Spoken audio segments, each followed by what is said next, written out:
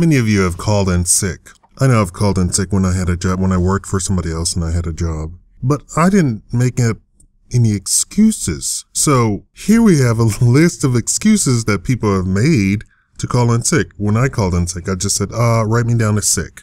I didn't say I'm dying, or I don't say I have the sniffles. I didn't say anything. I just said, write me down as calling in sick. I called in at the appropriate time before my shift, and I just said, I'm calling in sick. Bye. That's it. I'm a grown man. I don't need to make excuses to anybody. I don't need to give a reason for anything. I'm like Spock. I'm a Vulcan. So I figured they've allotted time for sick days, and I'm going to take a sick day. There's nothing that they can say that's going to deter me from that.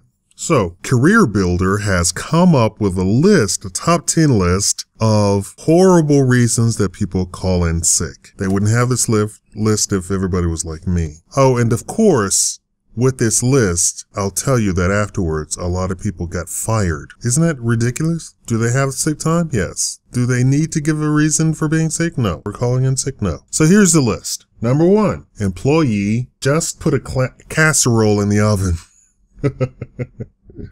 Number 2, employee's plastic surgery for enhancement purposes needed some tweaking to get it just right. Number 3, employee was sitting in the bathroom and her feet and legs fell asleep.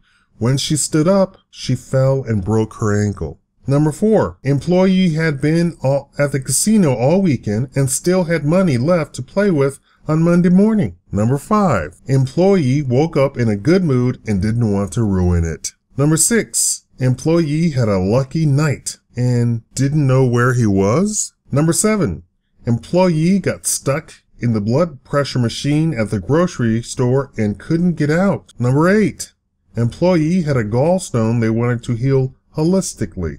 Number 9, employee caught their uniform on fire by putting it in the microwave to dry. Number 10, employee accidentally got on a plane. So the employers, with these ridiculous excuses, then took it upon themselves to go check on the employee. With excuses like that, it's not surprising that nearly a third, 31% of employers, have followed up to see if an employee was faking, usually by asking for a doctor's note, 66% of the time, or by calling the potential faker during the day, 49% of the time. Still, 15% of suspicious employers went the literal extra mile and drove past the employee's house. Sometimes catching a faker doesn't require any detective work by the boss. A quarter of employers say they've caught someone lying about being sick by simply checking the employee's social media pages.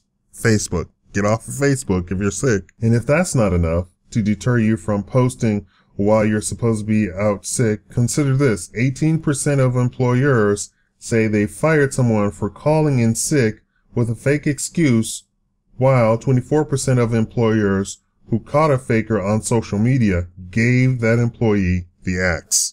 And there you have it. More people need to be like me. If you have sick time, just call in and say, hey, I'm using my sick time. I'll see you tomorrow. Right? Your employer is not your father. It's not your mother. You don't need to really give excuses to them. You don't really need to say anything to them. That's if you have a job that's actually worth having, right? A job worth having, you don't need to give anything like that. Now, this sounds like fast food workers, retail workers who call in sick, right? Those people actually don't get any sick time, right? So they have to come up with an actual excuse, which means that they are incapable of coming into work. Now, if that's the case, just say that you're infectious, you're coughing, sneezing, and speak with a raspy voice when you call in, and that you're going to go see the doctor and go see the doctor. I mean, if it's that important to you, how much do you make a day? $60 a day? I have no idea. How much do you make a day? How much does it cost to go to the doctor? Then you have to weigh those pros and cons as well. Figure that stuff out.